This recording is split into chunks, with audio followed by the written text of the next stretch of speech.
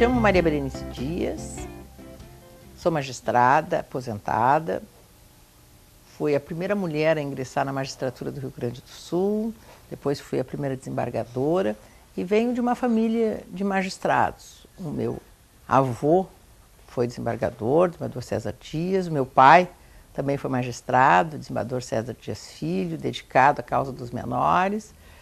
Pois eu, magistrada, primeira mulher, casei com um magistrado, também primeiro fenômeno, primeiro casamento de magistrados, né, no estado. E agora tenho uma filha que acaba de ser aprovada no concurso para magistratura, está para tomar posse e será a quarta geração de magistrados do estado. Então, a minha família está muito ligada ao Poder Judiciário. Há 100 anos, né, existe quase uma dinastia, né, Dias no Poder Judiciário do Rio Grande do Sul. Eu nasci em Santiago, porque meu pai era juiz lá. No fundo, assim, a nossa família quase não tem raízes, é quase uma família cigana, porque como meu avô também era juiz, e juiz sempre passou de cidade em cidade, e o meu pai também, então na época que ele era juiz em Santiago, Santiago do Boqueirão, eu nasci lá e meu irmão também, nós somos uma família de 5, e só nós dois nascemos em Santiago, onde meu pai permaneceu por 7 anos. Os outros, cada um nasceu em um lugar, e eu voltei esporadicamente a Santiago algumas vezes, mas para fazer palestras e tal, para conhecer essa cidade onde eu nasci. Mas tenho um vínculo muito grande com Porto Alegre, desde os 6 anos de idade, eu moro aqui. Depois fiquei 10 anos no interior, né, no desempenho da minha atividade profissional. Depois para cá voltei e permaneço até hoje em Porto Alegre.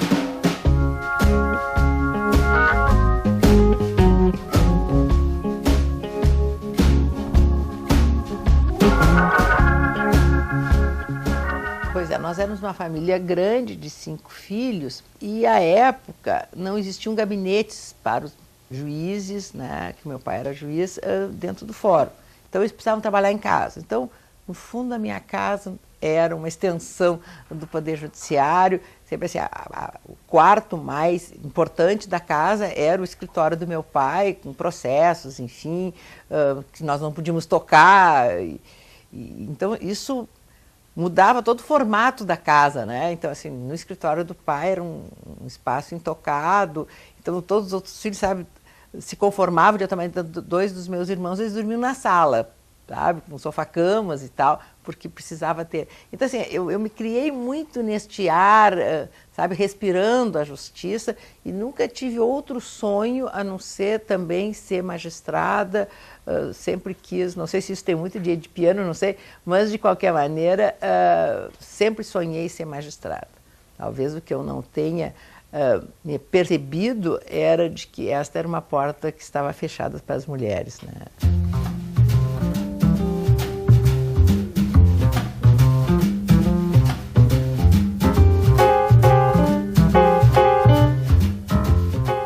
Até o sonho da magistratura e ingressar na faculdade de Direito, peguei meu pai muito de surpresa, porque à época, bom, as mulheres eram professoras, faziam uma escola normal, só trabalhavam para pagar os seus alfinetes, e essa não era uma profissão, né, feminina.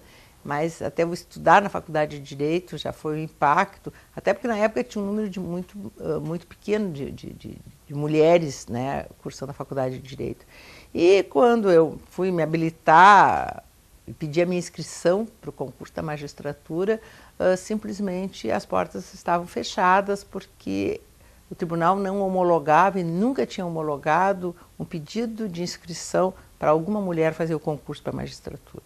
Olha, eu não consigo atribuir a nenhuma outra causa a não ser a discriminação, né, com relação à mulher, que tinha um dado histórico nesse sentido, achando que mulher não podia ir para o interior, mulher poderia namorar um oficial de justiça, seria um escândalo, como é que uma mulher iria presidir uma audiência, um julgamento envolvendo crimes sexuais e tal. Então, achava que esse não era um espaço que mulheres pudessem galgar. E mesmo sabendo ao saber dessa rejeição, eu consegui estudar um ano inteiro para o concurso, as pessoas questionavam muito, sabe, mas tu não vai conseguir fazer. Mas eu acreditava muito, né, na possibilidade de romper essa barreira.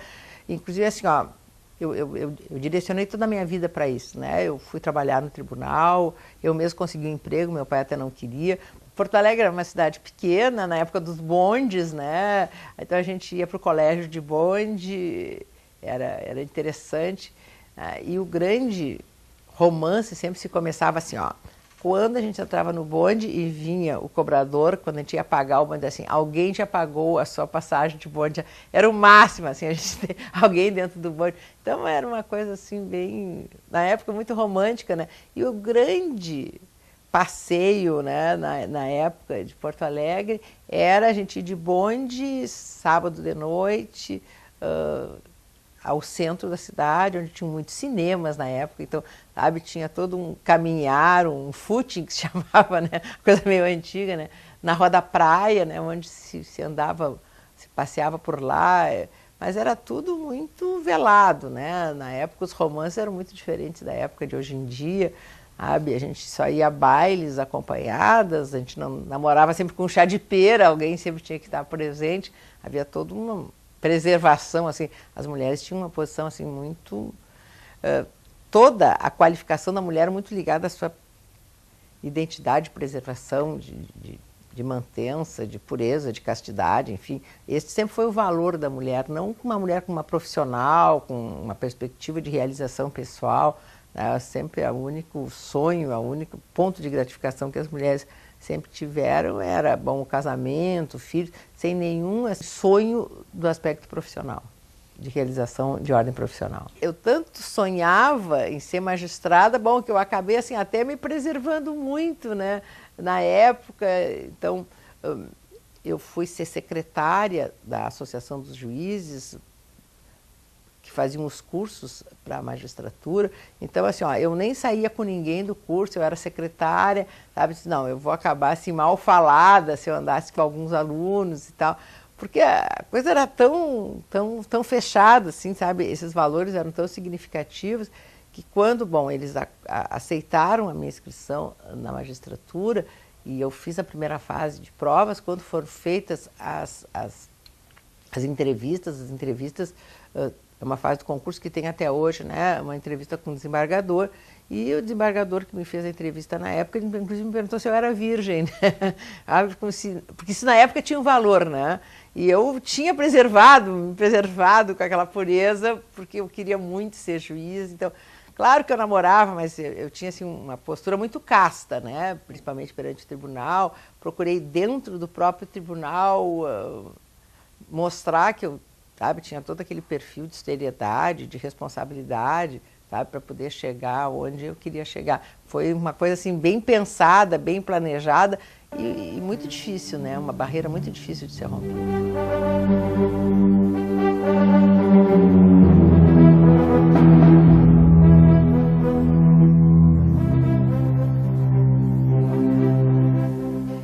Eu entrei na magistratura em 1973, então isso foi um ano antes, 1971, 1972, sabe, quando eu fiz o concurso. Esses concursos normalmente eles demoram muito, né, mais de um ano se fazendo o concurso.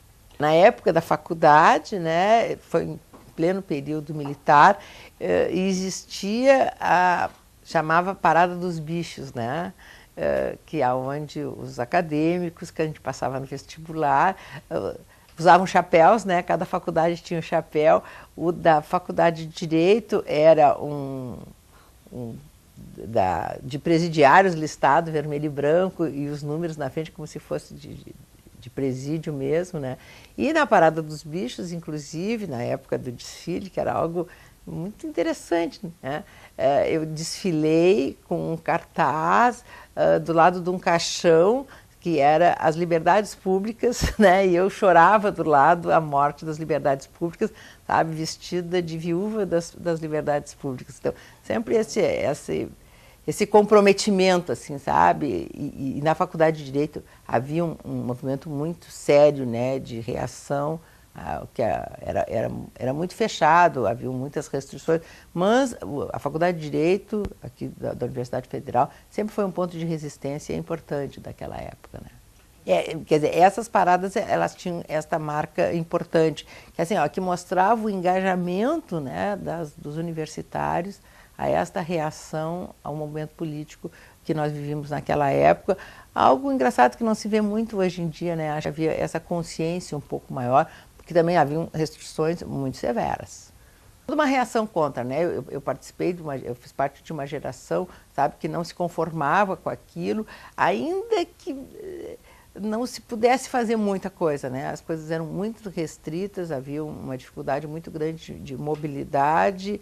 Eu também, assim, ó, eu não podia me manifestar muito ou me envolver muito, porque eu sempre tive aquele peso da responsabilidade por causa do meu pai, né? O meu pai era um magistrado, também um magistrado reativo a isso, tanto que quando saiu o AI-5, ele convidou todos os colegas a deporem as togas, né? E se afastarem da magistratura. Ele queria fazer um movimento nacional, sabe, de simplesmente, ele acha que o AI-5, ele sempre disse que acabou com a independência do Poder Judiciário, e um país que não tem um judiciário independente, não se pode falar em democracia, em garantia do cidadão, né? Ele, inclusive, tentou fazer esse movimento dos magistrados deporem suas togas em reação ao AI-5. Não conseguiu porque, sabe, não obteve a adesão, e isso teria significado se fosse um movimento mais significativo. Mas a justiça sempre foi um pouco conservadora, sabe, ela não reage muito, né, a esses movimentos, não se manifesta muito.